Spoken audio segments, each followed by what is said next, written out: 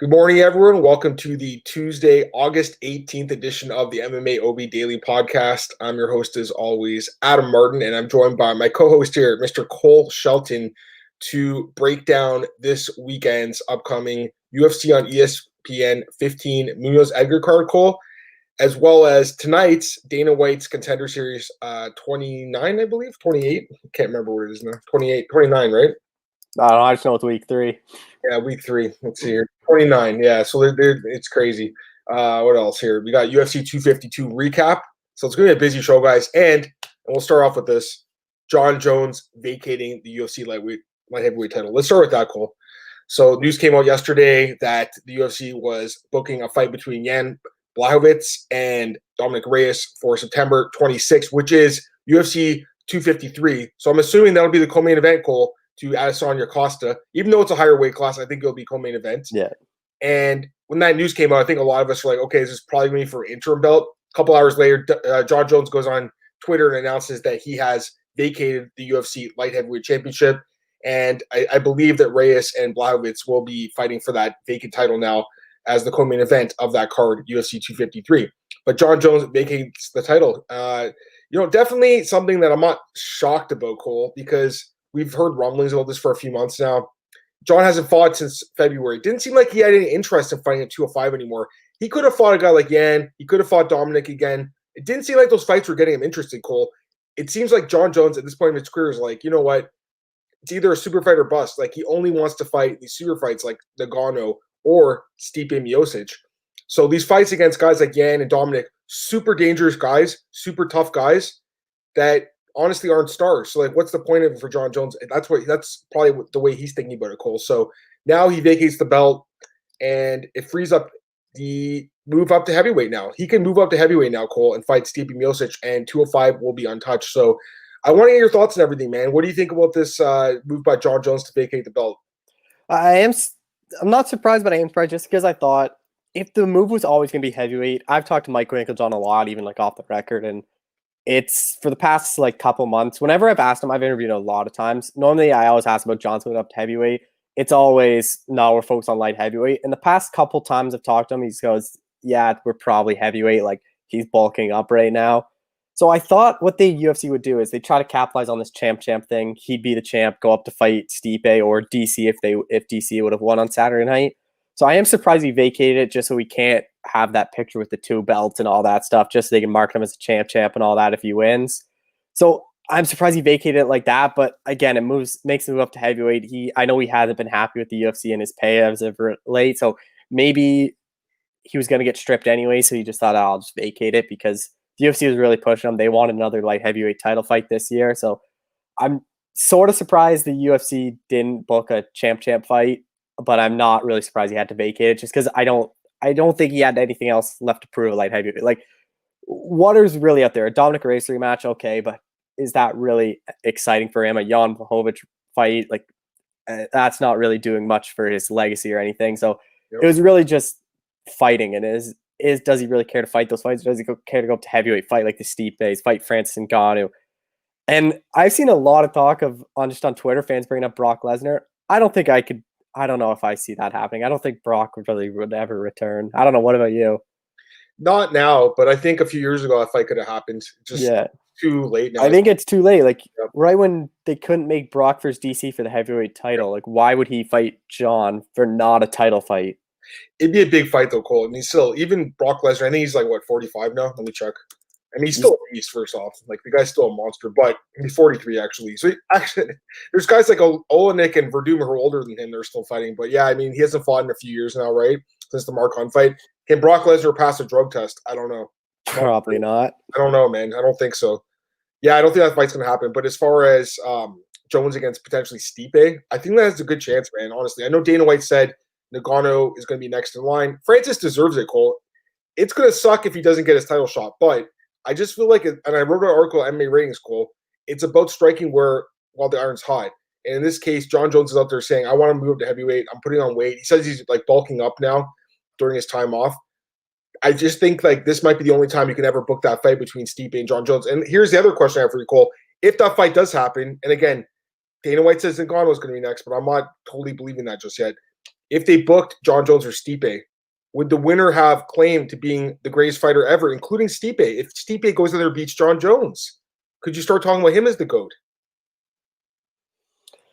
That's interesting. I still have GSP way up there. Maybe that's a Canadian bias, but I think he's probably one or two. It really depends on what you think of Jones. You saw the test. If you're in the camp that if you fail, you saw a test, you're out of the question, then it's George is the best. Yeah. If you're okay with that, then I'd probably lean towards John Jones being the best. John Jones is the best fighter I've ever seen. Even I've watched St. Pierre fight, but he just the way he dominates. Like St. Pierre was so good, but I just think Jones does it a bit better. But man, Stipe gets no respect. Like I know you wrote up the betting odds for that. Like why is he such? He's like what was he plus 180 or plus 175 against Francis Ngannou? Yeah, I was about to ask you about this, Cole. We have to talk about this right now. So 50-44, he beat Francis Ngannou, and this guy's a plus 180. If that fight happens, he's plus 180. I'm throwing money on that. Like, why? I honestly think I get why Ngannou closed the favorite of the first fight. I could see him probably closing, but I would have opened this honestly like Stipe minus 120, minus 125. Like, he dominated the first fight. What do you think makes a difference? Like, he has such a good chin. I partly think Cormier only knocked out because of the fact he took so much damage against Francis, but plus 175, like I would be throwing money on Stipe at that price. Yeah, we gotta mention that. So the odds came out for two potential fights. First one, John Jones versus Stipe Miocic. John Jones minus 150, Stipe plus 130. I'm fine with that. I'm fine with that too. I think at that line you're going to get public action on both guys, and I honestly wouldn't be surprised if the line probably doesn't even move that much and closes around that if they fight. Yeah, it'll move because they'll have big bets on that fight if it happens. Like you're going to see like seven figure. I think you have big bets on both guys because some guys would really like Stipe, some guys would really like Jones, some would question Jones at heavyweight and all that. And like I think Jones would probably close the favorite, but I don't think he'd get into like a minus 200 or thing. And like he'd probably close anywhere from minus 120 to minus 170 around that range. This is the fight I want to see, man. I mean, we've already seen Ngannou and Stipe. I know it was 2 years ago. Ngannou's did amazing since then. He's great. And again, it sucks if he doesn't get the title shot. I just feel like John Jones is the guy that can beat Stipe right now. And John Jones is the guy who can become that double champion. We've all wanted to see John Jones whip the heavyweight for like the last 5 or 6 years, Cole.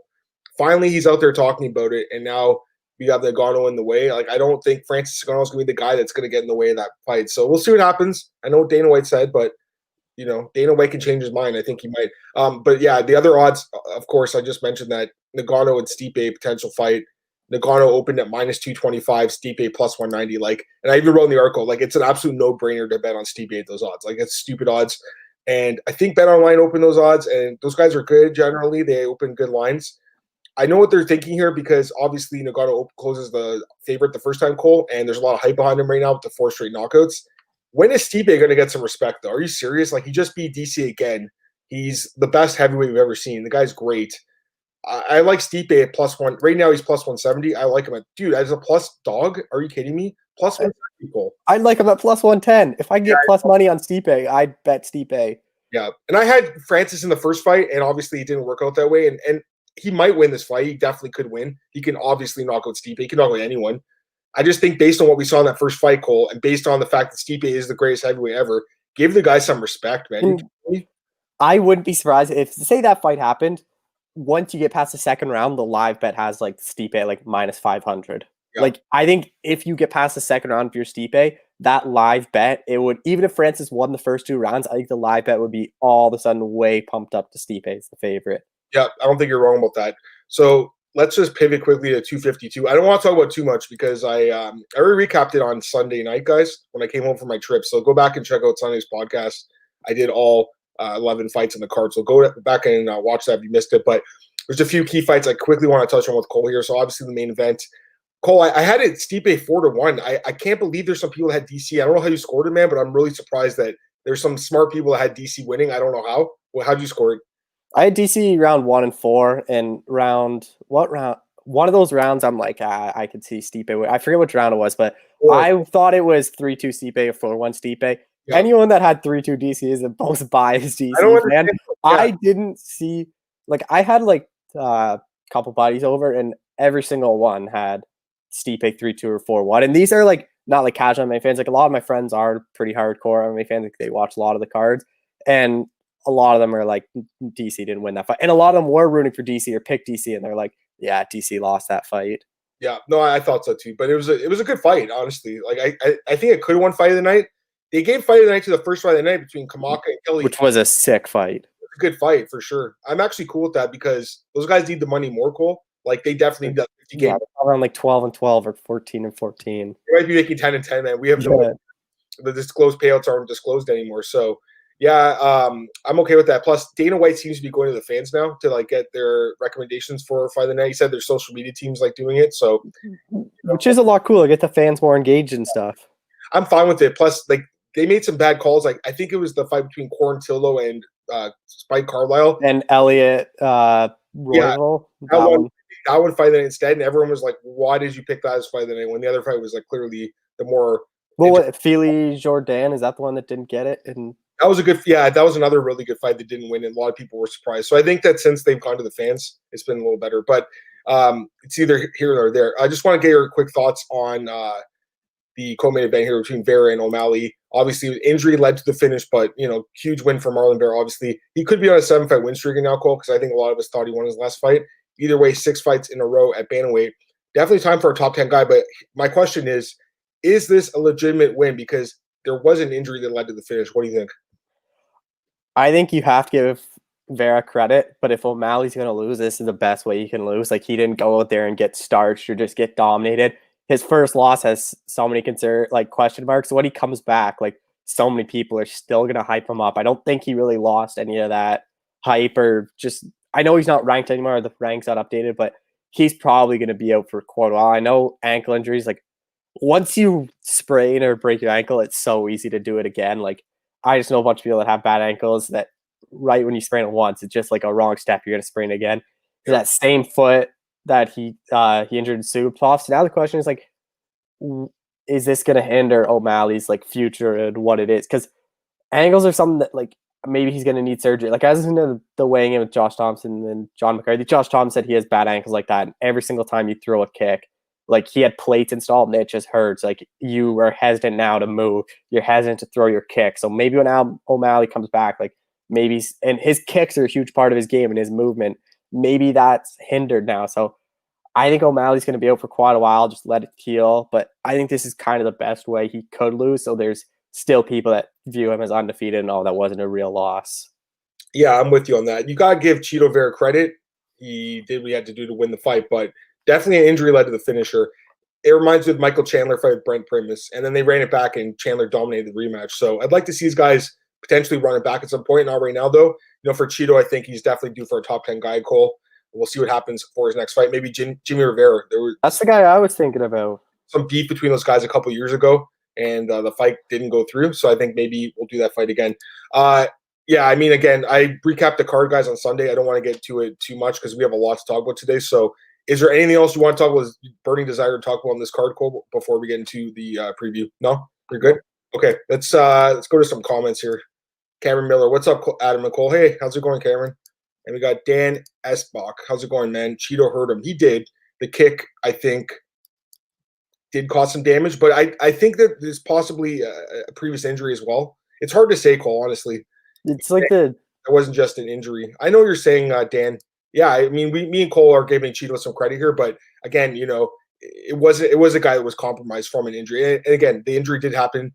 And O'Malley does wear those ankle wraps or whatever, which I know whenever I talk to him, he always wants to fight in Vegas because Vegas allows those and a lot of other commissions don't. So maybe he's had bad ankles for a while and that's why he wants to fight in Vegas, just to have that added support. Yep. No, I'm with you on that one, Cole. So let's pivot to UFC and ESPN 15 preview, guys.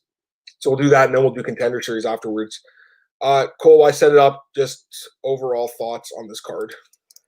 Yeah, obviously, I'm really looking forward to the main event. Frankie Edgar, Pedro Munhoz. Co-main event, it's interesting. Owen St. Pierre, Alonzo Minifield. I'm interested to see that fight. But, man, this card lost a lot of steam. Uriah Hall, Yoel Romero, that was going to be such a good fight. I really feel bad for Uriah Hall. Uriah Hall is a guy that's been at Fortis. I talked a lot against Fortis and how hard he's worked. And just losing out on the Jacare fight, now the Yoel Romero fight, these are supposed to be his 2 big fights. I'm not surprised he didn't take a replacement opponent. I saw a lot of people saying, "Oh, he's going to fight Marvin Vettori." Why would he fight the 14th ranked guy when he was set to fight the 4th or what's Romero 4th or 5th, something like that? So I understand why he wanted this fight rebooked. If he beats Romero, he's probably 1 win away from a title shot. And then you lose Michelle Waterson, Angela Hill for a couple weeks. You just lost a lot of the marquee names. It's a lot of UFC debuts. So that's a hard thing to pick and bet because you don't know how someone's going to fare in their UFC debut. Yeah, he's 100% right about that. Sharp Thought, what's up, guys? Hey, Sharp Thought, how's it going, man? And Dan is asking, I think, about O'Malley's injury. O'Malley released a statement. What do you say, Cole? There's nothing broken, but they have to wait for the swelling down to get another MRI to see the ligaments. I didn't think anything was broken. I think it's going to be it's badly sprained or it's going to be I sprained my ankle a couple weeks ago and I literally couldn't even walk on it for a couple days. So right. I think it's pretty serious. Even if it's just sprain, I know people are going to say, "Oh, you quit when you just sprained your ankle." It's hard to even walk on the thing. Yeah, for sure. It is. All right, let's get into this card, man. I'm excited to talk about with you, Cole. When we have 11 fights to talk about today, there's potentially a 12th fight that's going to be added between Dwight Grant and someone. He was pulled from the card when I know if he was pulled from the card. His opponent was Dwight, what's his name? Gooden. Jared Gooden, yeah. Jared Gooden. He was pulled from the card. So hopefully they'll find something for Dwight Grant. But right now we have 11 fights. So let's start with the prelims, the very bottom, work right up. I'm using the Tapology bout order, Cole. So first fight, according to them, Mark Striegel making his UFC debut against Timur Valiev, also making his UFC debut. It's a bantamweight fight. 2 prospects here, Cole. Right now, the odds have Valiev as a big favorite, minus 525. Mark Striegel plus 415. Who's your pick? Yeah, this is a really good fight. Mark Striegel is a guy that I've heard a lot about just because he does have some good wins. I know he's up. He submitted Kai Kara France in the first round, who's obviously one of the top bantamweights. He's a guy that I know a lot of regional scene fighters, you don't get a lot of good records. His past couple fights haven't been that good, but he's fought some pretty high-level competition or some known guys. And to beat Kai Kara France in the first round is pretty impressive, but I am so high in Timur Valiev, just seeing him, what he's done World Series fighting, PFL. His only loss is Chris Gutierrez, a controversial split decision, then he rematched him and beat him. And Chris Gutierrez I'm pretty high on, so to see that get done, I think Timur Valiev should win this fight. The big question is whether or not he can finish Mark Striegel. Striegel has been submitted before, and I think that's where Valiev's probably best path is. He has on-knock power, but he does have some submission, so I would be surprised if we see Valiev drop Striegel and lock in a submission or something, but I think Valiev can get the win and get a stoppage win as well. Yeah, I think you're on the right path here, Cole. I think you have to kind of think which way is he going in the fight, decision or a stoppage. I'm kind of leaning towards a stoppage too. Striegel definitely has a nice streak going here, Cole. 5 straight, no, not 5 straight wins, 4 wins and then no contest. One of these rare guys that gets signed after a no contest to the UFC after a low blow. But he's been impressive, man. He has quite a bit of experience, like you said, Cole. Some good wins. Kai Kara France. It was 6 years ago, but still, it's a solid win. I feel like if you look at his record, man, this guy was kind of locked in 5 or 6 years ago. I think he's kind of making his debut a little bit late. He's age 30 now. So I kind of feel like he missed his prime. But we'll see. Who knows? I feel like the fight should be a lot closer than these odds are indicating, Cole. I don't think it's a 525 spread. No. I think it's a little bit closer. I would have value of minus 300. So I think that I don't really see value on him at minus 525. So, I do think he wins the fight, guys, and I think a lot of people will parlay him. Valiev's an impressive guy. 6 straight wins. He's a guy that's been kind of highly touted for a while. A guy that a lot of us have been looking forward to seeing fight in the UFC for a while. Also a guy with a lot of experience. A lot of high-level experience. Has some good wins on his resume, like you said, Cole. Chris Gutierrez and a couple other guys there. So, he's got some nice wins. I'm going to pick Valiev, Cole. I think he can potentially finish this fight as well, but I don't like minus 525 and a guy making his debut personally. With these odds is Vegas is leaning towards a decision because Valiev wins by decision, minus 135. Valiev inside the distance is plus 215. So yeah, I'm seeing that right now, and I saw Dan says it's plus 300 wherever his book is. So yeah, I think that's kind of the way to go here. Why would you lay juice on decision? I think you could take a shot on him, but I finish, and he might win decision. We're not perfect at predicting these fights, but I think based on the value, Cole, that inside the distance prop, something to think about. This guy's a huge favorite, typically huge favorite to win their fights by stoppage. So my pick's Timur Valiev by stoppage. That's my pick here. Again, don't love the straight money line there, but that prop on inside the distance, definitely very tempting, Cole. All right, next up, we have a welterweight bout between Matthew Semmelsberger and Carlton Minus. Right now, Carlton Minus is minus 135, and Matthew Semmelsberger plus 115, Cole. Close fight. Who do you have here? Yeah, it's really interesting because Carlton minus opened at minus 365. So a lot of people are betting Matthew Semmelsberger, but which kind of gives me some hesitation because I think Carlton minus wins this fight, but maybe I'm not seeing something a lot of people are seeing to bet Semmelsberger. Maybe it's just the line that made him bet, but minus only lost to Rick Story in PFL. He's fighting out of Alaska Fight Championship. Not a lot of high level guys come out of Alaska FC, so maybe that's what people are liking. But Semmelsberger, I don't know. I think both these guys, I think this is a Contender Series fight. Like, I don't know if it's a UFC fight. Both these guys should have been on the Contender Series. They're both 27 years old, 6-2, and then 10-1. I think this is a perfect Contender Series fight, a headline a Contender Series card. So I'm surprised both guys just got signed outright. But I favor Carlton minus. I think minus can get done probably by decision. Semmelsberger is a tough guy. I know both his losses are a knockout and submission, but minus wins a lot of his fights by decision. His past 3 wins are by his decision. So I think minus can probably get done by decision. But man, it's a tough fight because you have 2 UFC debutants. You don't really know what you're going to get out of them. Yeah, I'm with you on that too. I have the exact same thoughts, man. I think this is a Contender Series fight, so these guys are a little bit lucky that they are in the UFC right now, I think. Let's talk about both guys here. Carlton minus 10-1, 27 years old. Like you said, Cole, Alaska FC, and that's a promotion that doesn't get much credit, and they haven't produced that much talent, but that guy, Euros Medic, a few weeks ago, man, he looks so I think that might be their superstar for that promotion. But, other than the loss to Rick Story 2 years ago, Cole, I mean, this guy has definitely had a solid run. He has a couple notable wins. I mean, Justin Buchholz, that's definitely a notable win. It's a solid win. The Rick Story fight, I believe, was a short notice fight as well. And that's a tough guy, man. So that's not an easy guy to make your PFL debut against. Since then, he picked up a win. Watching tape on him, the guy is pretty tough. He's got pretty good striking. Doesn't throw enough volume for my liking personally, but he can definitely be smart on the feet, and he's pretty fast as well. Good defense. So overall, I liked what I saw from him. As far as Semmelsberger goes, 6-2, 27 years old. This guy was signed a few months ago, actually, and he's finally making his debut. I did watch tape on him as well. I watched his last fight against Richard Padenstock. Man, did you watch that fight, Cole? My God, that was a nasty finish. He was in the clinch with Padenstock, jumped up, hit him with the knee, and then knocked him with an elbow. It was brutal. I think, it says puncher in Topology. I'm pretty sure it was an elbow that knocked him out, though. Gotta watch it again. But I watched it like 2 days ago. Man, it was nasty. But the Chris Gradolo fight he won before that, it says TKO punches, but it's not, because if you watch the fight, there was an injury. The guy broke his hand or something. That's why he won the fight. They have to correct that. That's not right. And the other fight he just won against this Kiranian guy, can't even pronounce his name. It was a split decision against a guy who was 2-0.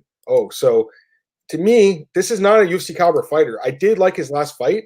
I did think he was impressive against Padenstock, who's a guy who's fought Justin Gaethje. But otherwise, I wasn't impressed by him, man. I was more impressed by minus from what I saw. So my pick's Carlton minus. I think he wins the decision here, Cole. I think he'll be smart. But Semmelsberger definitely has knockout power. He's a former football player. He's a good athlete. But I like minus here, Cole. I'm with you on that one, man. But again, tape is one thing. We have to see how these guys fight in the UFC. It's one thing on the regional scene, Cole. The UFC is a much different beast. Got a couple of comments here. Dan Esbach, I'm thinking that all the newcomers and debuts will make it almost like Contender Series. Lots of guys going for the finish. I hope so, and it's a small cage again, so that should help. Although somehow Stipe and DC went the full frame round. I have no idea how that happened, Cole, by the way. Sharp thought. I watched tape and no one people see even Semmelsberger. I bet minus 137. Yep, I'm with you on that sharp thought. I'd like him better on tape, but again, tape lies sometimes. There's some of these guys we've seen on tape that look terrible. They go to the UFC and they're like, it's night and day. Some of these guys sandbag in the regional scene. I don't think that's the case with this guy. I think he's a good fighter. He's kind of green. I think he'll be good. But at this point in his career, I think minus is much more well-rounded, Cole. So that's my pick in this fight. We'll see what happens, though. I'm actually intrigued by this fight. Even though I don't think it's like a UFC caliber fight, I'm kind of intrigued by what happens because I think the winner could potentially be a good prospect at 170. All right, 205-pound fight here, Cole, between George Gonzalez and Ike Villanueva. It says 205. I'm wrong. Okay, so it's not heavyweight. Okay, that's a little surprising. Right now we have Ike Villanueva is a small favorite, minus 130. George Gonzalez, plus 110. Who's your pick? Yeah, this is a tough fight. I'm not high on either guy. I don't really think either guy is that good, but Villanueva is a natural light heavyweight. His last fight was at heavyweight against Chase Sherman, lost in the second round. I'm going to pick Ike Villanueva here. I know he lost last fight, just the UFC experience. At light heavyweight, he did a lot better. He was the Fury FC champ, beat Rashad Coulter in the fight before. He hasn't fought the best level of competition. Like, the problem that worries me is he's been a guy that's getting submitted. Like, he got submitted against Trevin Giles and Justin Ledetta in the regional scenes. If Jorge Gonzalez can get him down, he's probably a good shot to get submitted, but Gonzalez is a guy that gets submitted a lot. So maybe both through jiu-jitsu, maybe this is just a stand-up fight, and both those guys are kind of worried about getting submitted so they don't take it down to the ground. It's such a close fight. I wouldn't bet it, even with Gonzalez at plus money. I don't think I'd really bet it, just because both guys have been knocked out before. I'll pick Villanueva. Maybe I think he can probably get a stoppage, but I would stay away from this fight. Yeah, I don't see this fight going the distance either, Cole. I think someone's going to finish her. I'm kind of leaning towards Gonzalez, though. A little bit more impressed by this guy. He's won 7 of his last 8 fights, including a knockout win over Luke Barnett. And Luke Barnett's not a great fighter by any means. That's still a decent win on the regional scene, or I guess it was pretty big for ACA in Poland, but still a good win for him. Man, Villanueva looked terrible against Chase Sermon. I know he had some nice wins before that over guys like Rashad Coulter and Roger Narvaez, who were former UFC guys. He does have knockout power. Obviously, he's a big dude, but he's a guy that's been finished quite a few times in his career, Cole. And I know that Gonzalez has been finished as well. So, again, I don't think this fight's going to 3 rounds, but to me, it's a pure fade on Ike Villanueva. I didn't like what I saw in that last fight. Didn't look like a UFC caliber fighter, and he's 36 years old. So I'm going with Gonzalez, man. I think he knocks him out probably. Maybe a submission, but definitely this fight's not going distance. Cole, the odds on that minus 530. So, yeah, the odds makers know that's going to happen as well. And we got Sharp Thought. He also likes Gonzalez. Staying away from this one betting-wise. That's why you're called Sharp Thought, man, because you don't bet on fights like this. It's not really a fight you want to bet on, I don't think, but maybe you can find like a prop or something. Minus 1.5 is minus 140. I mean, that has a chance to cash, I think, Cole. I don't think it goes past 1 round, actually, Cole. I think it probably ends in the first. All right, next up, this is a really interesting fight. Lightweight bout, Austin Hubbard against Joe Salecki. Right now we have Joe Salecki is a small favorite, minus 150. Austin Hubbard, plus 130. Who's your pick? I'm going with the underdog on Austin Hubbard. I don't really understand the line. I'm just personally not that high on Joe Salecki. I know he's won his UFC debut against Matt Wyman. He went to the distance against Matt Wyman. I think Matt Wyman's a guy you probably should finish at this stage of your career. Austin Hubbard, he gets no respect by the betting line. He's the underdog against Matt Roshkoff. I think he's been the underdog in every single fight, but maybe the Prepelec one. Yeah, so yeah, he's been the underdog against his only 2 losses in the UFC are Davey Hamas and Marco Madsen, who are really good grapplers. Joe Salecki's a grappler himself, but he's not on that level of Marco Madsen and Davey Hamas. And Austin Hubbard had a ton of success against Marco Madsen in the 3rd round. So I think he can stop the takedowns of Salecki. I think he'll piece Salecki up on the feet. I don't know if he'll be able to finish Salecki. We've seen Salecki get knocked out before, but Hubbard's a guy that normally wins by decision. I think he can weather the storm of Salecki in the 1st round, take over 2nd, 3rd round. Similar to what he did against Max Roskopf, lost the 1st round, and then the second round he really put it on. I think that's what you're going to see here. I think Hubbard's going to get a decision win. Yeah, I like Austin Hubbard too as a dog. I think he should be favored to win this fight, actually, after that last fight against Roskopf.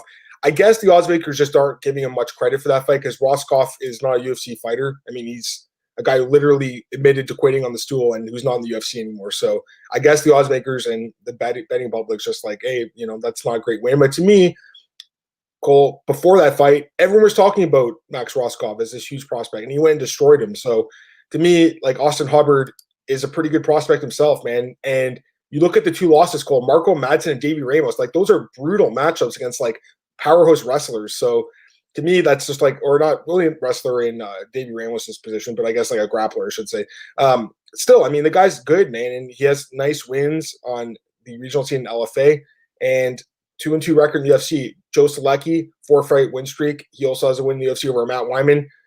That's not that impressive a win. He didn't even stop Matt Wyman. I mean, look at Matt Wyman's fight before against Luis Pena. He got destroyed, and this guy couldn't even stop him. So to me, that's not really a good sign, Cole, against a guy like Hubbard, who he's only been finished once in his career. I don't think Salecki finishes him, so Salecki's probably going to have to win a decision. And I think Hubbard's a guy with better cardio, quite frankly. I think Hubbard comes, like you said, Cole, probably has some struggles in the 1st round, comes back and wins the fight. So Austin Hubbard by decision, that's kind of how I'm thinking here. Yeah. But it is a close fight, Cole. I do think there is some value on him as a dog. I wouldn't go crazy on it, though, because Salecki is not bad. And he's won 6 of his last 7, so he's on a nice little streak. And in the comments here, Sharp Thought, he also likes Salecki in this fight. So I know you're saying he says recency bias with Hubbard, potentially, but I also feel like Hubbard's a guy that wasn't getting enough credit before because he did lose those fights. But Cole, Marco Madsen's like an absolute stud. So I don't think there's any like. And he like clearly won the third round. Like he was piecing up like Marco Madsen. If there was a fourth round, I would have bet he would have probably finished Madsen in the fourth. Like you're right, and his cardio is like his weapon, and he's got striking too. So and he trains elevation. He's a main training partner of like he works with Curtis Blades a lot. He works with Justin Gaethje. Like he works with a lot of those guys at elevation. Corey Sandhagen, Neil Magny. Like he works with a lot of guys, and his cardio is insane. Yeah, no, I'm with you on that one. So we both like Austin Hubbard in that fight. Next up, Mizuki Inoue against Amanda Lemos in a women's strawweight fight. This is a close fight as well, according to the odds. Inoue minus 145, Lemos plus 125. Who's your pick? I like Inoue here. I'm not super high on Amanda Lemos. I don't really understand. She went from bantamweight in the UFC in 2017, then all of a sudden she returned 2 years later, dropped down to strawweight, 2 weight class difference, submitted Miranda Granger, which is a good win, but I'm still not completely sold on her. I think Inoue is probably the better fighter. I know she's only 1-0 in the UFC, a split over Yan and Wu, but look at what she did in Invicta. A split decision loss against Verda Jandiroba, 5 rounds. We know obviously how good Jandiroba is. To get a split decision to go 5 rounds against her is pretty impressive. She had a lot of success before that. I know she has a couple losses. A split against Karolina Kowalkiewicz in 2014, which is not a bad loss back then. Kowalkiewicz was really good. A loss against Alexa Grasso, which she's obviously a UFC fighter. I'm just more high on it. Inoue, I think Inoue can probably has the better cardio. She can go 5 rounds. I think she's gonna just push the pace against Lemos and eventually just overwhelm her and probably get a decision win. But I like Inoue here, and a lot of the public is betting on Lemos, so I think you're going to probably get a better line on Inoue if you wait a couple days. Yeah, the line's definitely pushed down 50 cents since the opener, so we'll see what happens in this fight. I think it's a really close fight, though, Cole. I'm not going to lie. I'm not as confident on you as you on Inoue. I am leaning towards her a little bit. There's a few things I like about her. First off, she's only 25. Lemos is 33, so that's an 8-year age gap. I mean, that's pretty significant. Inoue, in my opinion, has been pretty impressive in her career. I think she's someone that could have been in the UFC a few years ago, maybe. She's someone that has a decent amount of experience against high-level competition, Cole. She's fought some really good fighters in her career, has some good wins. Last 2 wins in the UFC, or Yan Wu in the UFC, and then Vivian Pereira in Invicta. Has a loss to Jandiroba by split decision. And that was a 5-round title fight, Cole. I mean, that's a super close fight. She is definitely a talented fighter. And, again, she's young. So I like that about her. A lot of experience too, but Lemos, man, I think she's a little bit of a wild card here. Not a great record, 7-1-1, and you look at who she's fought, not great opposition, but beating Miranda Granger like she did was pretty impressive, Cole. So going out there and finishing a prospect like that in the first round with submission, that was nice. And like you say, Cole, she goes out there and loses to Leslie Smith. She goes away for like 2 years. I think she had a USADA issue, if I'm not mistaken, as well. She goes away for like 2 years, comes back 20 pounds lighter, right? So it's kind of like, what's going on here? And then she looked incredible. So that time off clearly helped her. I think Lemos is a live dog here, guys. So I'm going to stay away from a bet on this fight. Yeah. I am going to favor Inoue slightly, though. I just think, again, the youth and the speed. But Lemos definitely, I think, is a wild card here, Cole. It looks like she's a Waleed fighter, too, based on her picture. Yeah. So maybe if she wins this fight, Waleed's going to be texting you, telling her to interview her and stuff. All right, let's get to the main card here, Cole. First fight on the main card, according to Topology, welterweight bout between Takashi Sato and Daniel Rodriguez. This should be a good fight. Right now, we have Daniel Rodriguez. Wow, he's a pretty big favorite, minus 190. Takashi Sato, plus 165. Who's your pick? I like Daniel Rodriguez in this spot. I don't like the line. I think this is a much closer fight. I honestly wouldn't be. I think this is more of like a pick 'em fight. I see path victories for both men. Sato's only loss in the UFC is Bilal Muhammad. He knocked out Ben Saunders and then Jason Witt. Jason Witt was that short notice.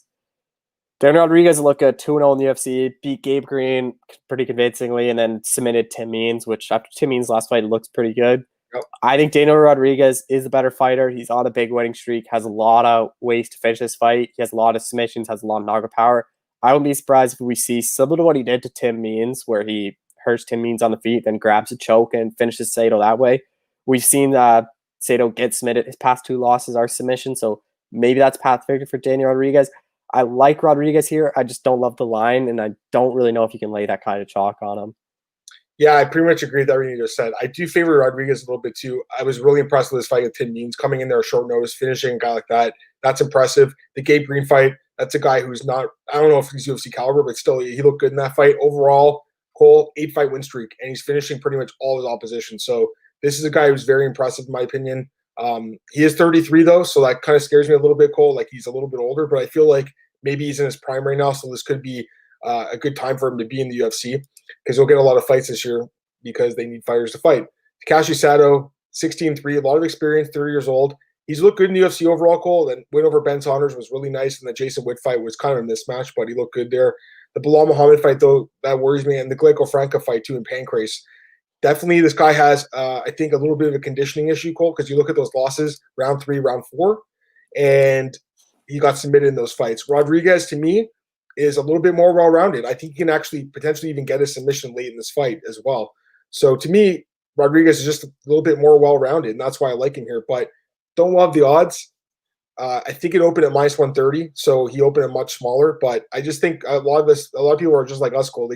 They see Rodriguez as multiple paths to win, and that's exactly what Sharp Thought just said. I think DRI has more ways to win. I agree 100%. I think he's got 2 paths to victory, potentially 3, knockout and submission, and potentially a decision as well. Whereas Sato is just a knockout, Cole. I can't see him really winning a decision or getting a submission. Sato's good though. Don't get me wrong, Cole. Like he's another guy who could pull off the upset just because he has KO power. But Rodriguez has never been stopped. I don't think he's going to get stopped here. Give me Daniel Rodriguez. I think he probably finishes this fight with submission. Let's get to the next fight here, Cole. I mean, this one, we're going to do this one quick, guys. Maria Agapova against Shayna Dobson. Right now, Maria Agapova, minus 1,250. Dobson, plus 800. Here's my question, Cole. How does she finish this fight? However she wants to. If she wants to knock her out, if she wants to submit her. Shayna Dobson got knocked out in 40 seconds to Priscilla Cachoeira last time out. Agapova's a lot more powerful striker. She can knock out Dobson. She has a lot. Her pass, she submitted Hannah Cifers in the first, ground pounded Maria Santos, submitted Alexa Connors. Really, whatever way she wants to win. I know she does have that loss to Therese Cortez on the Contender Series, which is, I don't think it's the best loss, but Shayna Dobson is, 1-4 or 1-3 in the UFC. She's 3-4 overall. When's the last time you've seen a girl, a person with a losing record in the UFC? The odds, you obviously can't bet it, but honestly, Agapova inside the distance is minus 260. I don't think that's a bad bet at all to bet because I can't see Dobson surviving the 3 rounds against Agapova. Yeah, I hate laying juice on props, but in this case, that's probably the way to go here because $1,250 is a high price, but minus 260 a much more palatable price for inside the distance, and I can't see Dobson surviving 3 rounds. I honestly don't know if she'll survive 1. Yeah, I mean the under set at 1.5 rounds. When was the last time we've seen a women's fight set at 1.5? Never. It's always 2.5. I'm kind of leaning towards the under as well, Cole. I think she probably stops from the first round. I'm guessing it's going to be a submission. It could be a knockout though. But if I had to guess, it would be a submission. So maybe look at that prop when it comes out. But yeah, we're not going to spend much time in this fight. This is an easy fight for Agapova. I don't know why the UFC booked this fight. Again, I know she called her out, but they should have been like, all right, let's give you someone a little bit better after that last fight against Hannah Cifers where she just completely torched her. Dan says 5K and Dobson. Good luck, man. Good luck. I hope you're rich and you can afford return a pretty good price. Yeah. All right, let's get to the next fight, Cole. Light heavyweight bout. Mike Rodriguez against Marcin Prachnio. Right now, the odds have Mike Rodriguez minus 235, Prachnio plus 195. Who's your pick? I think this is a class loser goes home matchup. Prachnio 0-2 in the UFC. First round knockouts to Sam Alvey and Magomed Ankalaev. Losing to Sam Alvey in the first round is not a good loss. Mike Rodriguez lost to Dong Hun Jung, he's a pretty good fighter. And then the no contest against John Allen. For that knocked out Adam said, lost Devin Clark in his UFC debut. His losses aren't too bad. Like Devin Clark doesn't get a lot of respect. He's a durable guy. He's tough to finish. I think Mike Rodriguez can finish Prachnio here. I'm not too high on him. I think he could probably finish his UFC career 0-3, but no way you can lay minus 235 on Mike Rodriguez, who hasn't looked that good in the UFC. I think this is a stay away fight, but I think Mike Rodriguez probably should win and probably finishes Prachnio. Yeah, I pretty much agree with everything you said on this one as well, Cole. Rodriguez, he's definitely got knockout power. We've seen that Contender Series. The fight gets a little sad, but a lot of holes in his game, Cole. Getting knocked out by Jung. John Allen beat him as a big underdog. Devin Clark beat him. So there's a lot of ways to beat this guy. If he can't get you out in the first round, that seems where he gets most of his finishes, Cole. He tends to gas and lose late. So, he's got pretty much 1 round to work, 2 rounds here, Cole, against Prachnio to get a finish. But even if he doesn't, I think he can grind out the decision here. But Prachnio, he has a decent amount of experience himself. 1 championship guy. He's fought some pretty good competition, but I just haven't been impressed at all in the UFC, what he's did, losing back-to-back fights to Alvi and Ankalaev by knockout. He hasn't fought in 2 years as well, Cole. That's another thing that's going against him here. So there's just a lot going against him here. I like Mike Rodriguez to get a knockout here. Don't love the odds, but I do favor him quite a bit to win this fight. Dan says Poker Stars says Agapova inside distance at minus 180. I'm all over that. Didn't even know they had odds at Poker Stars for it. Me either. That's cool. I like that line, though. I think that's a great line. So if you can get it, take it. Don't even know what the limits are. Probably pretty low, but still. All right, let's go to the co-main event, Cole. Should be an interesting fight. Alonzo Minifield against OSP, Oven St. Peru. And right now, Minifield minus 135, OSP plus 115. OSP actually opened as a favorite in this fight, so the line's flipped with Minifield now a slight favorite. Who's your pick, Cole? I actually like the underdog in Oven St. Peru. I think I wasn't too high on what Minifield did against Devin Clark. He kind of gassed out after the first round. And taking this fight on a week and a half notice, I don't really know what kind of shape or how his cardio is going to look. And OSP is not a guy that you knock out in the first round. He's a pretty durable guy, and I think if OSP can survive that first round, the fight's his to lose. I think he can take Minifield down, similar to what Clark did. And I wouldn't even be surprised if we see OSP submit Minifield. I don't love this fight for Alonzo Minifield. He lost to Devin Clark, and to me, I think OSP is a better fighter than Devin Clark. He has power. He has the ground game. So I think OSP is a dog. I really like that line. I just think if OSP can survive the onslaught of Alonzo Minifield in the first round, he can have a ton of success in the second and third. And probably just, even if he doesn't finish him, I think it's going to be like what Devin Clark did, lose the first round, win second and third, and win a decision. I have OSP here, and as an underdog, I really like that line as well. Yeah, and again, me and Cole don't talk about these fights beforehand. We like going in here blind, but I'm with you, Cole. It's the second dog that we actually agree on. We liked Hubbard together, and we both like OSP here. Yeah, I mean, after that last fight with Minifield and Clark, I even told you, Cole, I'm like, man, what happens if he gasses out? Then what? If he can't get the finish first in the first round, he does gas out, and that's exactly what happened. So he has one round to finish OSP. If he doesn't do that, I think he loses his fight. So he'll be super dangerous in the first round. OSP has been knocked out.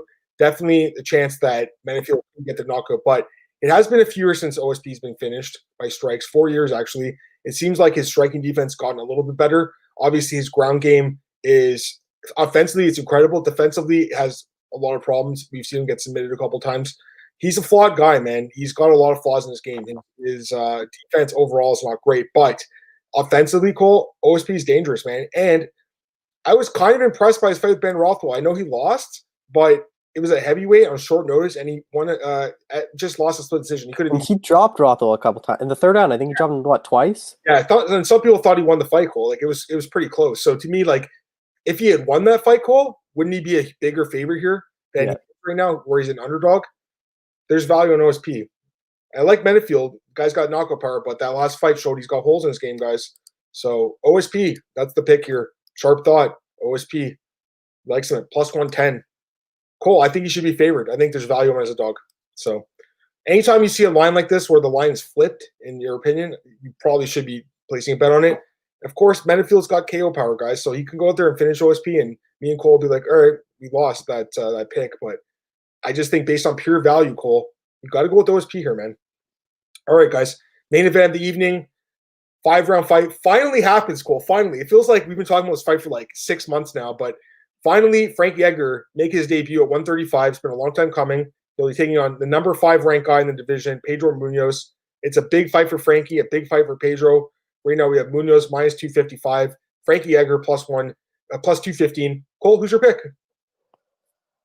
This fight I've been going back and forth on. I don't understand the line. I think this is a lot closer fight than the odds suggest. I think people are overlooking Frankie Edgar. Like I know he's on a 2-fight losing streak, knocked out Korean Zombie, took that fight on short notice, lost to Max Holloway by decision. He's only losing to those elite guys. I think Bama is where he should have been for a long time. And for once in his career, like I don't even remember the last time, but he has a reach advantage here and a pretty sizable reach advantage. I think it's 7 inches, 72 versus 6'5". Yeah, 7-inch reach advantage. So it's going to be interesting to see what he does with that. If I wouldn't be surprised if he can keep Munhoz on the outside, just use his jab, use his wrestling to. Pedro Munhoz has also never gone 5 rounds in the UFC, so I think Frankie Edgar, that experience really helps him.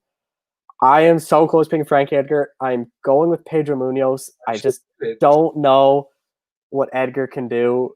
Like, I don't know what his chin's going to be like. I don't know what he's going to look like at 135. Maybe he's more accessible to the knockout. I think there's a clear path to victory for Frankie Edgar, but I just don't know if I can bet him right now just with what I've seen lately. So My pick's Pedro Munhoz, but again, I wouldn't bet Pedro Munhoz at this price. Yeah, the odds are a little bit higher than I thought, Cole, to be honest with you. I think I messaged you a few weeks ago when the fight was originally supposed to happen. I was like, wow, I'm surprised Pedro's this big of a favorite. Don't get me wrong, he deserves to be favored. I mean, the guy's got way more experience at 135, obviously. He's got that win over Cody Garbrandt from last year. It's a huge win. He's got some other nice wins. He's talented, man. He's good everywhere, too. He's dangerous on the feet and on the ground. So Pedro Munhoz is a stud. He hasn't fought in a year, though, which does kind of worry me a little bit because you never know with ring rust. But overall, I mean, the guy's good. He did have COVID-19. Seems like he's healthy now, ready to go, so that shouldn't affect him too much, I would hope. But you never know. I mean, you never know how it affects someone's cardio. Frankie Edgar, obviously a legend of the sport, 38 years old now, though, getting up there in age, coming off back-to-back losses to Holloway and Jung. Obviously elite guys, no problem with the losses themselves, but the way he lost that Jung fight, Cole, this is an auto fade on Frankie Edgar, Cole. You can't pick him here, man. First fight at 135, cutting down to 135, first time in his career at age 38. I love Frankie, man. He deserves respect. I can't pick him, Cole. I can't do it, man. I got to go with Pedro Munhoz. I think he probably knocks Frankie out, because I don't think this fight's going to go 5 rounds. I just don't see his chin being able to hold up at 135. That weight cut's going to be tough, I think, Cole. I know he looked good in those pictures, Cole, but he didn't actually cut to 135 at that point. Wait till he has to cut that extra couple pounds to make the weight. I don't see it going well for him. We've seen Frankie kind of take more punishment in the last few years. He got knocked out by Ortega. He got knocked out by Jung. Munhoz is a guy that does have knockout power. Pedro Munhoz by knockout is my pick in the main event, Cole. All right, so that's it for UFC on ESPN 15, Munhoz Edgar. So we had a couple dogs there, consensus dogs, OSP and Hubbard. I also took Gonzalez as a dog. And it seems like Cole is still on the fence a little bit about that main event, but maybe I swung one towards Munhoz for sure after my breakdown of that. So we'll see what happens this weekend. I really want to see what Edgar looks like. Maybe that's going to influence my pick. I am so to lean it. I am close picking Edgar. So I want to see what he looks like at 135, but I don't know if I can really pick him just the way he's looked lately. Yeah, exactly. I mean, the guy's, again, a legend. He'll be in the Hall of Fame, Cole. He has good wins, like the Yair Rodriguez win from 3 years ago. I mean, he looked amazing in that fight, but just the fight against Jung, man, that worries me, Cole. He got destroyed in that fight, man. It's just like, whoa, where's his chin at these days? Like I said, guys, I'll save Bellator for probably Thursday, so I'll be doing that preview later in the week by myself, but we are going to do Contender Series right now, so we'll do that quickly, Cole. Dana White's Contender Series 29. That takes place tonight, Tuesday night, so it should be good. I'm going to pull it up here, Cole. What have you thought about Contender Series so far, Cole? We didn't get a chance to talk about it last week, the recap, but they did sign all 5 fighters, Cole. It seems like you're kind of giving away the contracts like candy, man. What do you think? Yeah, I picked Corey McKenna to win that fight. That was my dog, and I don't think she deserved the UFC contract. I think if Uriah Faber was not her coach, I don't know if she'd really get in. She's still so young. She's 21. I think she's 4-1 or 5-1 now. Yep. I think she's gonna have a tough time in the UFC. I think this is someone the UFC should have done developmental deals with. The problem is a lot of regional scene fights or promotions aren't going on, so maybe that's why the UFC aren't handing out developmental deals. But Dana White is handing out these contracts like nothing. I thought only really Laramie, Yanez could have got it. I didn't really think Iba was going to get it. I think they only gave Impa the fight just because he already agreed to a fight against Maggie Patolo. I don't think if that fight was a thing, I don't think he would have got a contract. Even the main event, Stoltzfus, I don't know if he really deserved one. He won his injury. He's an experienced guy, but I don't know. I don't really agree with Dana White handing out all 5 last week. He's giving out 8 of 9 contracts to the winners. The one fight that he didn't was that really terrible, controversial, yeah. Yeah. So it is what it is. I like Contender Series a lot. It's a nice thing to have on Tuesday nights. I just wish that the bar of what a UFC caliber fighter is the same as it was 10 years ago. It's obviously changed a lot. There's a lot more shows now, Cole. Someone like Corey McKenna, and I talked about her on Sunday's podcast, Cole. Why is she in the UFC? She's not ready for the UFC. So in my opinion, that was a bad signing. But either way, let's talk about this card. And again, very well could be another 5 contract given out depending on how these fights go. Let's start with the first fight, Carl. It's a rebook between Kevin Siler and Kenny Cross. Supposed to happen a couple weeks ago. We finally can see it now. Right now we have Kevin Siler -165, Cross +145. Who's your pick? Yeah, I'm surprised after I'm surprised Siler just never got signed outright to the UFC. I think I'm really high on him. He's 10-0. He's looked really good. I think Siler should win this fight. I think he can probably submit Kenny Cross. We've seen Kenny Cross lose all 3 of his fights by submission. So Siler has a lot of submission wins. I think Siler's going to get this one. I think he's going to submit Cross, and I think he's probably a shoe-in to get a UFC contract as well. Yeah, I think you got to go Siler as well. I mean, undefeated, obviously has the experience on Contender Series. He didn't finish his fight. That's why he didn't get signed. But, if this was last year, if that fight was now, the one they had last year, he'd be signed. So yeah. I think even if he wins a decision here, he'll probably get signed because he's a talented guy, good ground game, good submissions. Cross, 10-3, and he's got some really nice knockouts, 4 straight knockouts. Cool. But overall, I mean, his level of competition is not great. I think that other guy he was supposed to fight, Devontae Robinson, I think he probably would have knocked him out and would have got a contract. So that sucks, man, because I think he's going to lose his fight and he probably won't get the deal. So that's part of the sport, I guess. But yeah, I like Siler. I don't know. It's going to be a decision or a submission. Hard to say, but Cross been submitted 3 times, so I'm kind of leaning towards a submission call for Kevin Siler. I think this guy's a pretty good prospect. We'll see what happens in this fight. All right, next up, this fight I'm really looking forward to because I think the winner for sure gets signed. Heavyweights. Josh Parisian, Chad Johnson. Josh Parisian minus 220, Chad Johnson plus 180. And I should have mentioned the weigh-ins. Josh Parisian 265.5, Chad Johnson 215. So he'll have a 50-pound weight advantage, Cole. Who's your pick? I don't know why Johnson is not a light heavyweight. If you're 215, you either have to add weight or you have to lose weight. 215, I think the perfect weight for a heavyweight is that 235 to 245 range. Yep. And if you're 215, you either take that and bulk up or lose some weight. 215 is way too light for a heavyweight. But Josh Parisian, I don't know if I've seen a fighter go Contender Series to the Ultimate Fighter to fighting twice in the Contender Series and on the Ultimate Fighter. I don't know if that's happened before. Josh Parisian, the guy at the UFC, they're really high on, but every time they try to him, he just loses. He beat Greg Rebello on first round in the Contender Series. Probably should have got signed after that, but they put him on the Ultimate Fighter, then lost in the first round, and then he lost to Brett Martin, who's, I think if Brett Martin beats Bigfoot Silva, he's probably going to be signed, so that's not a bad loss. But since then, on a big winning streak, I think Josh Parisian is going to get this fight done. I think he's going to knock out Chad Johnson. The problem with Johnson is he's only fought 2 guys with a winning record, and one of them he lost in the first round by knockout. He just hasn't fought the level of competition Josh Parisian has. I think Parisian should be able to knock out Johnson. I think even if Parisian wins by decision, I think he's going to get signed. I think the UFC really likes this guy. Yo, I like Parisian a lot, man. This guy should have been in the UFC 2 years ago when he knocked out Greg Rebello. I don't know why he didn't get signed. That was a good win. Greg Rebello is a pretty respected guy in the regional team with a lot of experience. He went in there and knocked him with a spinning back fist goal. Then, of course, he went to the Contender Ultimate Fighter. He lost to Michel Batista. Obviously, the UFC didn't like what they saw there. Goes in the regional scene and loses to Brett Martin. Now we know Brett Martin's really good. He's a top prospect. He's going to knock out Bigfoot probably next month. Since then, this guy's won 5 straight fights by knockout. Cole. I like Parisian a lot. Man. Really high on him. Chad Johnson, he's got some nice wins, flashy wins on his resume, but you look at the level of competition, Cole, it's really weak. I mean, he's fighting guys that are, not very good. And the last win, I guess, was okay. The Hull fight, that's a guy that's decent, so I'll give him credit there. But overall, Cole, I just feel 50-pound weight advantage, man. That's something that to me is huge.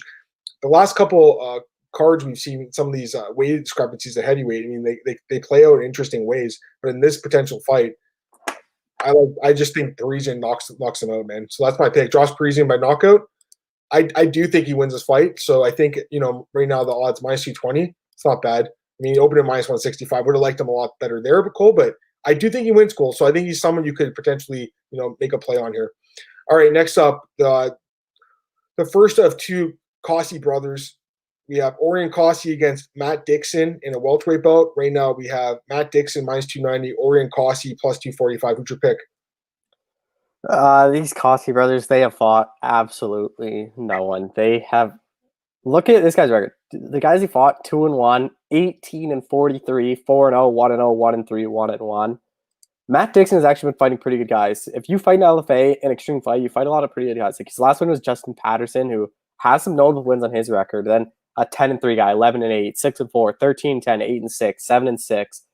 Although those records aren't good, they're all winning records. I think Matt Dixon, and the way he finishes a lot of his fights, he has a 4th round finish too, so he has the cardio. His last one was a decision against Justin Patterson, who was a tough guy, but I think Matt Dixon will be able to finish Kossi in probably the 1st or 2nd round by knockout. And at 9-0, if he gets a finish, he's getting signed to the UFC. Yeah, I'm definitely curious to see how these Cossie brothers do. I mean, like you said, Cole, like you look at their level competition, just really bad. Matt Dixon has fought pretty good fighters. I mean, most of them have winning records. Most of them have double-digit wins. So this guy's a legitimate prospect, Cole. I like Matt Dixon in this fight. I like Dixon and I like Parisian. Just looking at the odds, you parlay them, that's even money, basically. So I think that's something you could think about, guys. That's something I would think about. So I like Dixon in this fight, Cole. I'm with you. I think he probably gets a finisher and gets signed, but we'll see what happens. I mean, Kossi is undefeated. Maybe he's just, like, again, sandbagging against lower level guys and come in here and show off some skills. But for what I've seen, Dixon should win this fight. Next up, we have a women's strawweight bout. Cheyenne Buys against Hillary Rose. Now, me and Cole talked about this fight a little bit off air. He doesn't think the winner gets signed. I think for sure Cheyenne Buys gets signed. Go and check out her Tapology page. Go check her Tapology page out, guys. Go check out her Instagram, guys. The UFC will want this girl on her roster. She's definitely an attractive woman. Can she fight? We'll see. But if she can fight, they'll sign her. So right now we have Buys minus 230, Rose plus 190. Who's your pick? I like Cheyenne Buys in this fight. She comes out of Fortis. I just don't think either of these girls. I think these girls like Corey McKenna were neither of them are UFC caliber at this time. Give them a couple years on the regional scene to get this win. I know Cheyenne Buys, it's an attractive girl. She probably will be signed. I just don't know how good she'll do in the UFC. She's at strawweight, which is the most stacked division in the women's division of the UFC. I can't see either girl having success in the UFC. They get signed tonight. I think Buys wins this fight. I think she probably wins by decision. I don't know if she'll be able to finish Hillary Rose, but to me, if I was handing out the contracts, I wouldn't hand out a contract to either of them. I just don't think they're UFC ready. Yeah, they both actually have quite a bit of amateur experience, including Cheyenne Buys fighting fighters like Robertson and Demopoulos in the regional scene. So, I mean, she has some amateur experience. I like Buys a little bit too, Cole. There's a lot of hype behind her, obviously, but, I think overall, I mean, she's pretty impressive. That win in Ontario last year was nice against Lindsay Garba. That's a nice win. The girl she beat in LFA was terrible, though. So it's one of these situations you look at the level of competition is really weak, and same with Rose. She's on a 4-fight win streak, but again, weak competition. We'll see what happens here, but I lean towards Buys to win the decision, but I do think she'll get signed just based on marketability alone. And finally, we have the main event, welterweight bout, Victor Reina against Luis Cosse.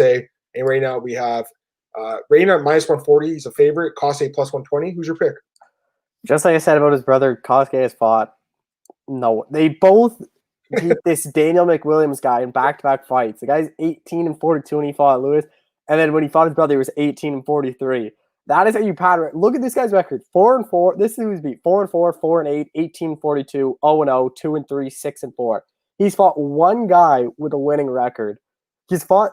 I don't know why. Like, does the UFC not look at like this stuff of who they've beaten? Like, I think that should be like a thing to get in on the contenders in the UFC. Like, beat someone good, beat someone with a winning record or double-digit wins. Even if they have a losing record, make them have at least like a couple wins. But Victor Reina, 34 years old, been on the contenders before, lost to Miguel Baeza by decision. We obviously saw what Miguel Baeza did. This is Victor Reina's really last shot in the UFC. 34 years old. He's got to get in tonight. He's got to make a run soon. I think Reina should win this fight. The problem is a lot of his fights go the distance. He does a split decision win over Daniel Rodriguez, who's fighting this Saturday. That's Rodriguez's only loss, so it does look good. If Reina wins a decision, I don't think he's going to get signed. I think he needs to finish this fight because he's a guy that goes to a decision a lot. I think if he finishes to get signed, if he wins a decision, I am picking Reina to win, but it's just whether or not you think he finishes Kosuke. If he finishes, gets contract, if he goes distance, I don't think he does again. It's always fun to like look at these guys' records and who they fought and then click on those guys and see who they fought. Like, you look at one of this guy, Bill Smallwood, who he beat by knockout, Cole. You look at that guy's record. He fought CB Dalloway and Calvin Gastelum in his first two fights. So, I mean, it's crazy when you look back at some of these guys. But, yeah, as far as Cosse goes, I mean, like you said, Cole, padded record, man. We talked about this off air too, Cole. Padded record. Reina definitely fought better competition, coming off a win in Kambachi. The fight with Baeza was a really good fight, by the way. I mean, both guys could have been signed, actually, after that fight. It was an excellent fight. Baeza looks incredible now in the UFC. So, like, that's not a bad loss, in my opinion. And overall, Cole, like you said, the win over Rodriguez a couple of years ago, that's a nice win. And he's got some other decent wins, and he's fought decent level competition. So, it's a fate on these Cosse brothers, Cole, just based on them not fighting anyone good. Maybe they're going to go in there and shut us both up. We're going to come back on next Tuesday, and me and Cole will be like, yeah, the Cosse brothers got us. But, Cole, I think he loses too. So my pick's Reina by decision. Dan says overs are a ton of value in Dan West Contender Series. 2 weeks ago, all overs were plus 200 or more. 50% of fights went decision. Yeah, most people think that the fights inside the small cage will end inside distance, but it seems like a lot of them are actually going the distance these days, which is kind of cool. It's kind of like things are kind of evening up, I guess, because the beginning of like the small cage goal, everyone was getting knocked out. Now it's like there's more decisions. Now, me and Cole are going to get out of here in a second, but I want to just get a quick thoughts on a couple of fight announcements, Cole. Umar Nurmagomedov against Sergey Morozov. What do you think of this fight, Cole? It's weird. Umar Nurmagomedov went from fighting Nathaniel Wood to this guy. I don't know why they didn't give him a better guy. He looked really good in the PFL. I'm surprised they never gave him more of a name. He should win this fight. I really like that Nathaniel Wood fight. I won't want to see that down the line. Like, I get why they didn't rebook and Nathaniel Wood just got to win, but I thought Umar would get a bigger name for his debut. Yeah, I'm with you on that one. Well, Luis Smolka versus Jose Quinonez. This has got to be like Luis's last fight in the UFC if he doesn't win, right? Yeah, the UFC really likes him, but he's got to win this fight. I honestly don't know who is going to be favored. I think you might even see just to pick him. Both guys have showed some flashes in the UFC. Both guys have showed that they don't really belong in the UFC. So it's going to be interesting what I think. I wouldn't be surprised if even Quinonez gets caught up for this one. Yeah. I think this could be a lose goes home matchup. And when you get that, I think you get a lot of good fights where both guys are fighting for their jobs. Yeah, I'm with you on that one. And the last one here, this is a fun fight. Raulian Paiva against Amir Albazi. And I think it's actually a 125. So, yeah, Albazi looked great in his last fight. Paiva coming off a really controversial win. But what do you think of this fight? Yeah, this is a really good fight. I think it's definitely interesting. Paiva, you could have made the case he lost the fight. Albazi looked really good. I honestly don't know who I'm going to pick now, and that's such a close fight. Yeah, Paiva has the more UFC experience. He's looked better.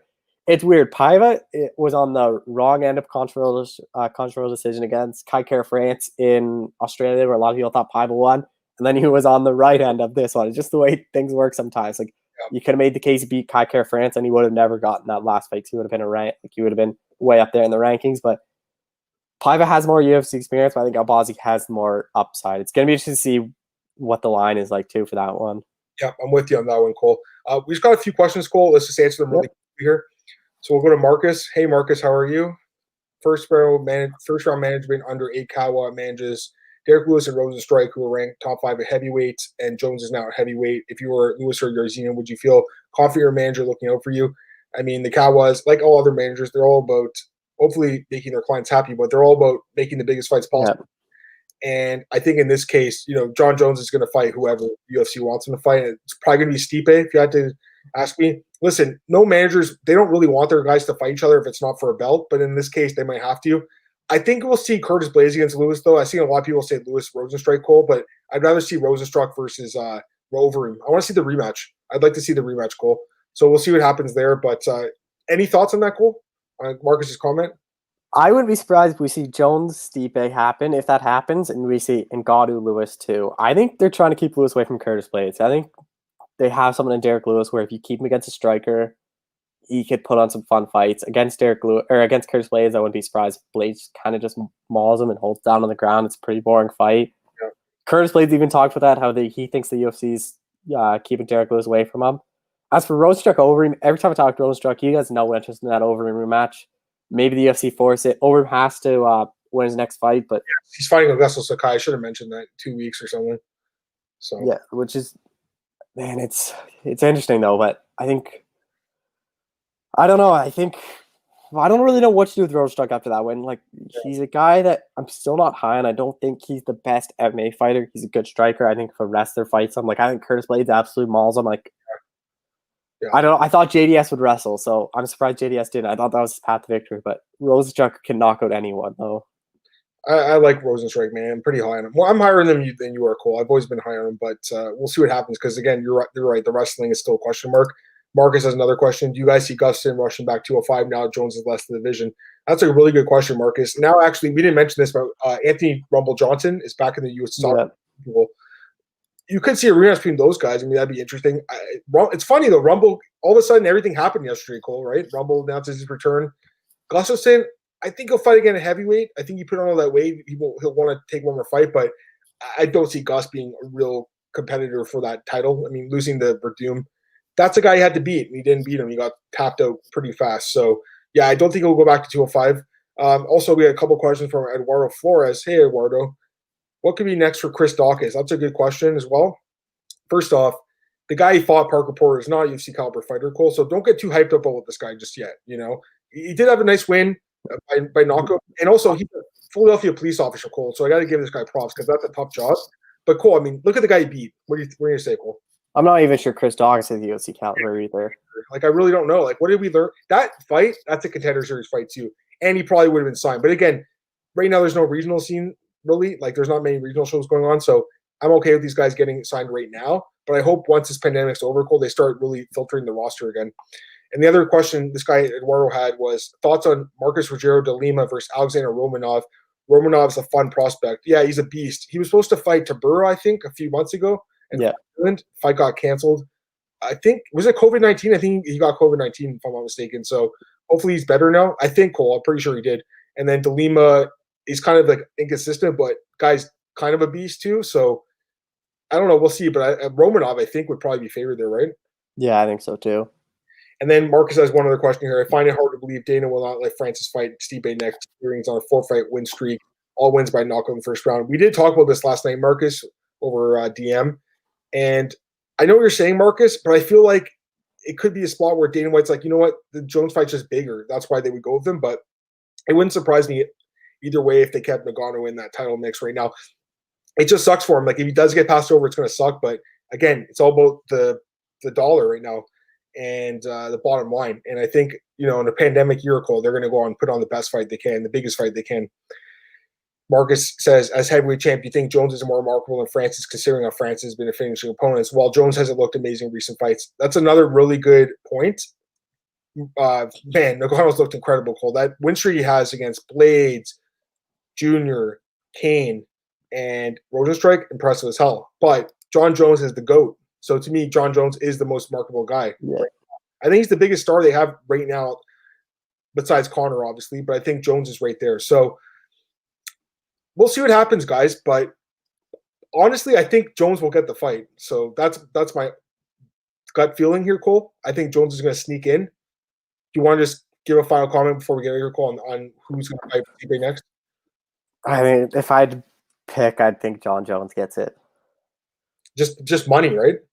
It's just a bigger fight for the UFC. It's a big fight for Stipe. Does Stipe really want to rematch Francis Ngannou? Francis, that's the thing. If he didn't beat Francis yet, yes, we'd all like to see that. And I'm not saying Francis can't win that rematch. He is a big favorite after all. But Cole, we've already seen that fight. I want to see a fresh fight. And Stipe only have like 1 or 2 fights left. I want to see John Jones fight. If you're Stipe Miocic and the UFC offers you a Francis Ngannou rematch or a John Jones fight, he's picking John Jones because if he beats John Jones, that secures the legacy. It's not even just the best heavyweight, but one of the best ever if you were to beat John Jones. Dude, if he goes out there and finishes John Jones, like he's probably the best ever. It's crazy, right? And Stipe losses, but way he's battled back from them, Cole, is so impressive. What are you going to say? And if he goes out and beats Francis Ngannou again, everyone's like, oh, you already beat this guy 50-44. You already dominated this guy. What's this win do? Dude, I was looking at the scorecards, 50-44 across the board. Like I knew it was dominant. And there were some people that gave multiple 10 rounds to Stipe. Yeah, it was a beatdown. And again, Francis has definitely improved his wrestling, his takedown defense since then. Cole, I think that Stipe would do the same thing, kind of survive that first round and just kind of grind him out if he could survive. That's it, Cole. Let's get out of here, man. Plug your stuff, Cole, and let's get out of here. Yeah, this week the show should be out soon. It's Frankie Edgar, Owen St. Preux, Alonzo Minifield, John Salter. So I'll have stories with all them. Fighter picks for the main event. And then also talking to Martin Vera today, so I'll have that up soon. Other than that, everything's also on my Twitter. Awesome, Cole. Yeah, you guys can find me on Twitter at MMAdamMartin and the podcast MMAOddsBreaker.com. It's on our YouTube channel. Please like, share, subscribe, guys. Also, check me out at djpen.com and MMAratings.net. I'm going to be back on Thursday at 10 a.m. I'll be previewing Bellator 244 solo, so that should be good.